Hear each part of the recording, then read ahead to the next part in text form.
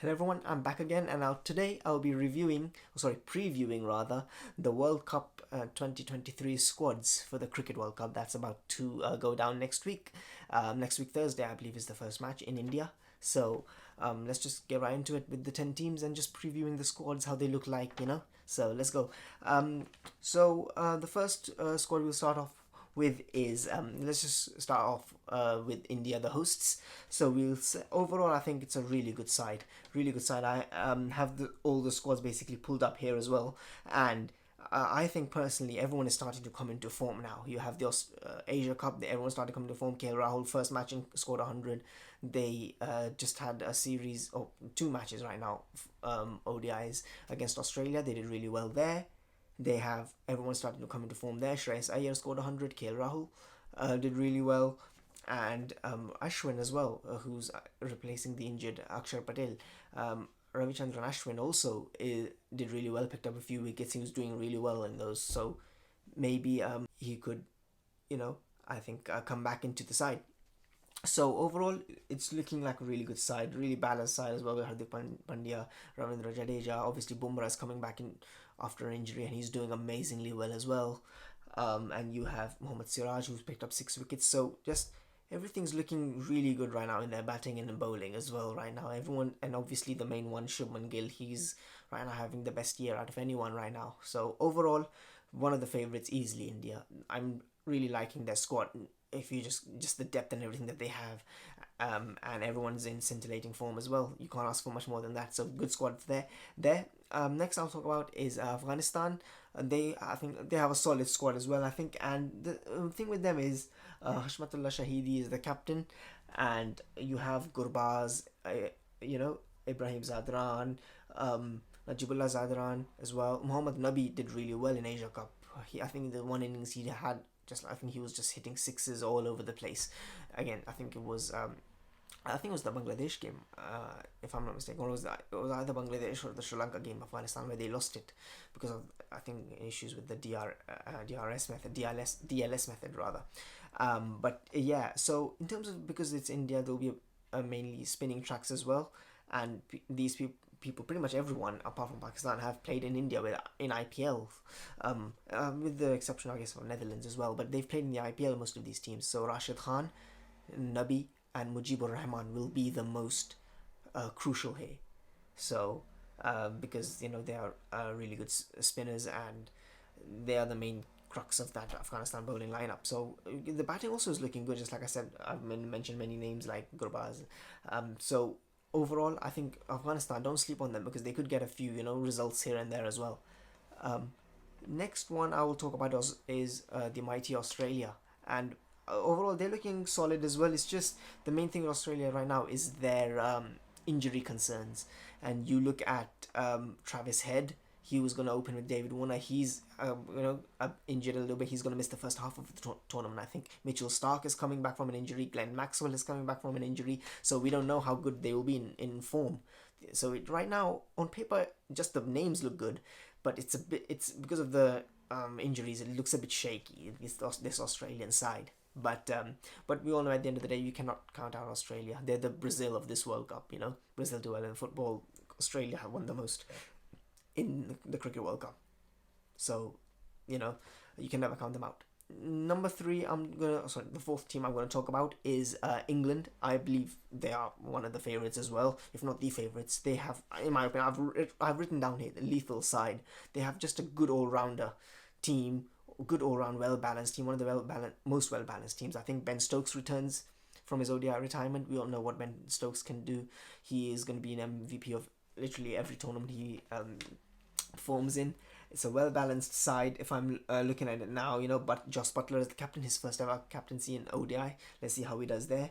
Obviously, Moeen Ali, Adil Rashid, Liam Livingston, Mark Wood, Chris Wokes should be a really good. Joe Root, we all know. Harry Brook, he could have a standout breakout tournament. And obviously Bairstow, Sam Curran. So it's a really, really good side. And I think they're my favourites to win, really. They're looking really good, and all of them have played in the IPL as well. So that's good there. The next side I'm going to talk about is Netherlands. Again, granted, I don't know much about Netherlands here.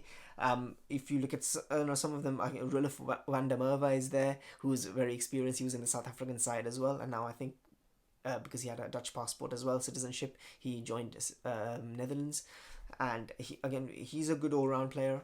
They have a decent side. They defeated South Africa in the T20 World Cup, if you remember, last year. That was T20. That anything can happen in T20 more. You can have these upsets in T20 more often, but still they have held their nerves to defeat a big team like South Africa. So if they can do that, I think they can also um, cause some upsets here and there as well in the World Cup. So that's the Netherlands. Next, we're going to talk about is New Zealand.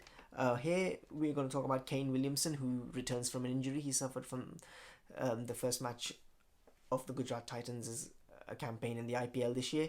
After 6 months, he's coming back, so we'll see. How in terms of the captaincy, he's good, but we'll see if he has some rust when batting. So New Zealand will want him to come back quickly, and hopefully he's in form from the get go. But him just there as a captain is just really good. If you remember, he was the player of the tournament last World Cup. There's no Tim Southey. He's, I think, having a surgery on his thumb, so he might return. We don't fully know. They're hoping he would return, Tim Southey, by then, or maybe he might be in the reserves. I'm not sure, but he might miss the World Cup entirely. You have so overall looks a decent side. You have Matt Henry, Lockie Ferguson, Trent Bolt. The batting is also looking good.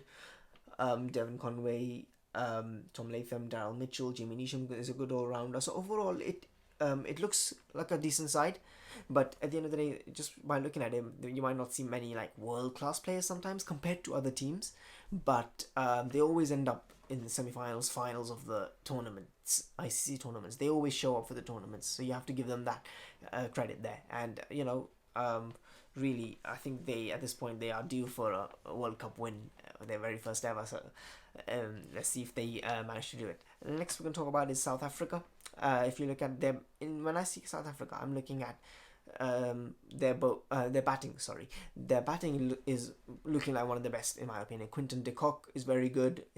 This is his last World Cup. After that, he's retiring from ODI. So let's see if he goes out with a bang. Temba Bavuma is good.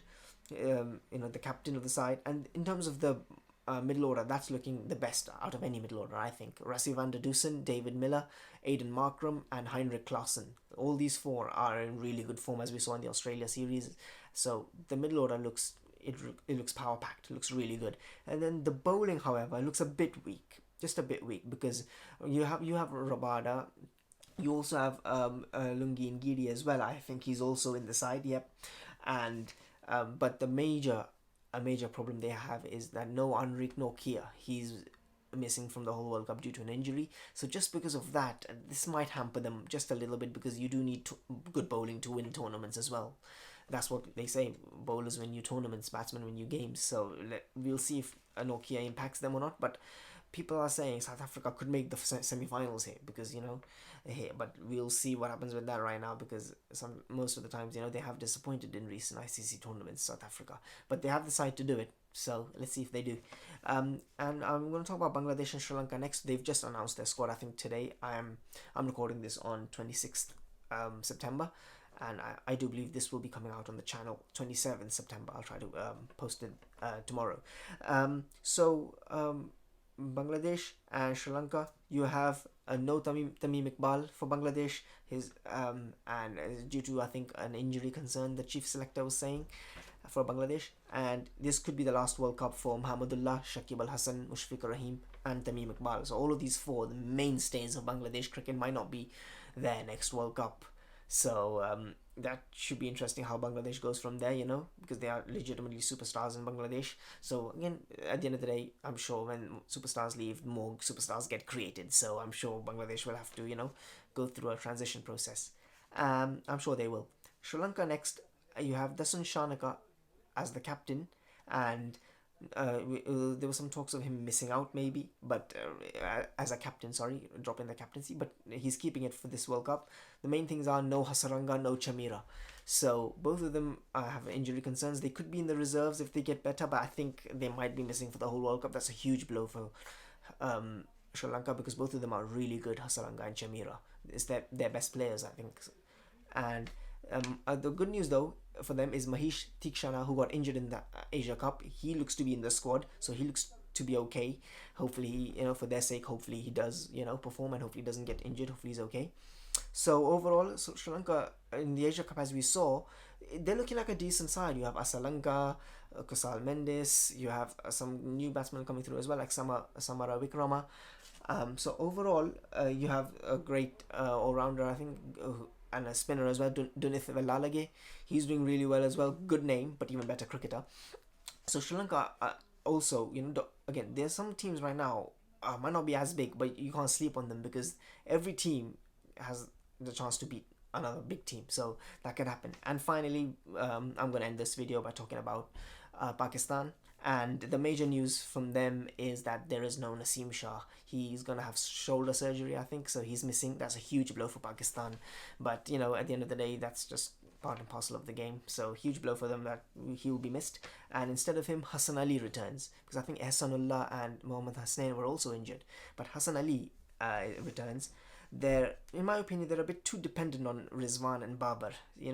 Just their batting looks a bit shaky. That's the main thing I think of Pakistan. Their batting looks a bit shaky if I'm looking at the squad right now.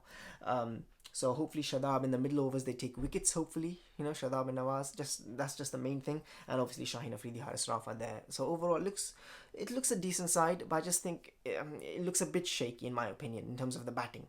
The bowling is obviously hopefully is our strong suit. Hopefully Hassan Ali comes good. So I think Pakistan is looking solid. It's just sometimes too over reliant on Babar Azam and Rizwan. Hopefully the other batting comes to the forefront as well. So yeah, that's basically the video here. I'm previewing the World Cup squads overall. It looks like it's going to be a really close World Cup. Hopefully it's a very good World Cup. And the squads also, I think every squad I think is decent, very good. And there are some few that are a bit stronger than the rest. But at the end of the day, on that given day, anything can happen. Any team can defeat any team. So, here's hoping for a very good World Cup. So, ladies and gentlemen, that's it for this video. Thank you for watching.